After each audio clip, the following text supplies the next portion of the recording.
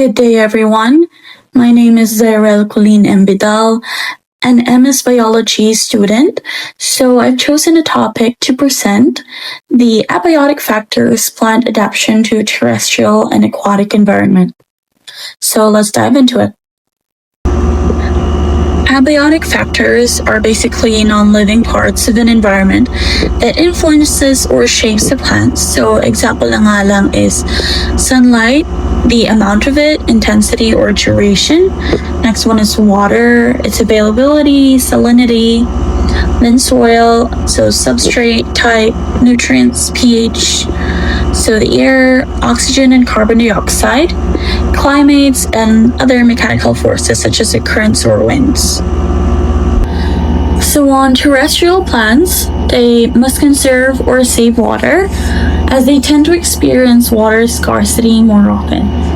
So as a result, they have adapted by having waxy coating and small pores to limit water loss, strong stems to resist gravity, and deep roots to collect water and nutrients. Also, the use of pollen and seeds to reproduce without the needing of standing water. So camp photosynthesis usually happens in arid or desert environment. So ang gumagamit ito usually ay ang mga cacti or cactus and pineapples. Basically, sa umaga, the stomata is closed to conserve water. Malic acid releases carbon dioxide para magamit siya in Calvin cycle. And then sa gabi naman, the stomata is open, carbon dioxide is then fixed into the malic acid. So C for photosynthesis.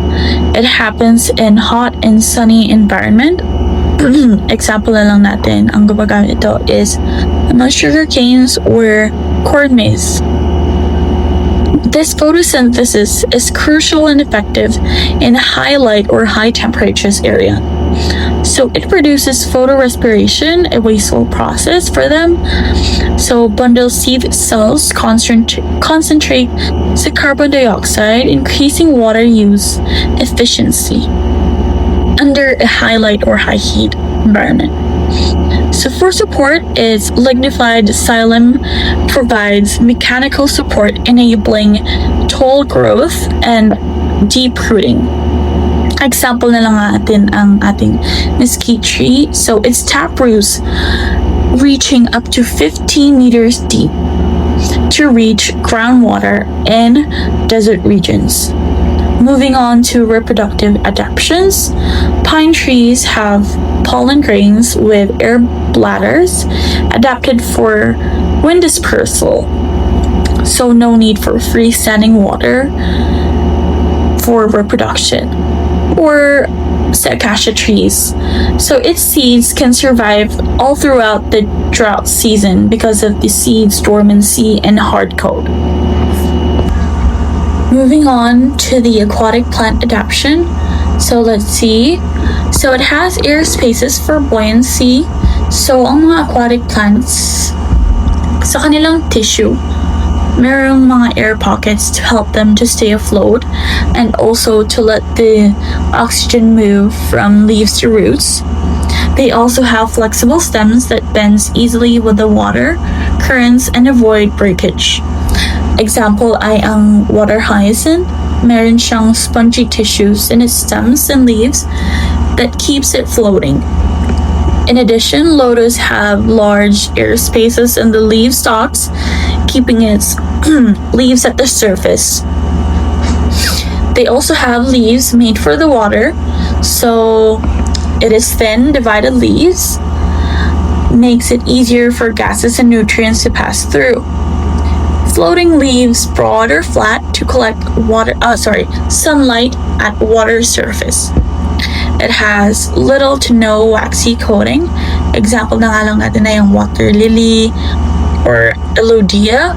So it has a thin ribbon-like underwater leaves to absorb gases and light. Meron din siyang reduced roots, unlike sa duckweeds. It doesn't really rely on the roots for nutrients. They can absorb light easily as it floats freely. So, tinitake advantage nila yung use of the water for pollination. Some species like Vallisneria releases pollen to the water, like yung mga male flowers. It floats to the surface and need female flowers to pollinate. This table highlights the main contrasts and adaptation features. So you can see how terrestrial strategies focus on conserving water, mechanical support, and strategies to cope with variable abiotic stress. Whereas aquatic and amphibious strategies lean towards buoyancy, plasticity, and dual modes of gas and nutrient exchanges. A simple summary to that, terrestrial plants focuses more on saving water and staying upright. And then aquatic plants focuses on more floating, moving gases internally, and absorbing nutrients directly from the water. So here are my references, and then, yep, thank you for your attention. Have a good day.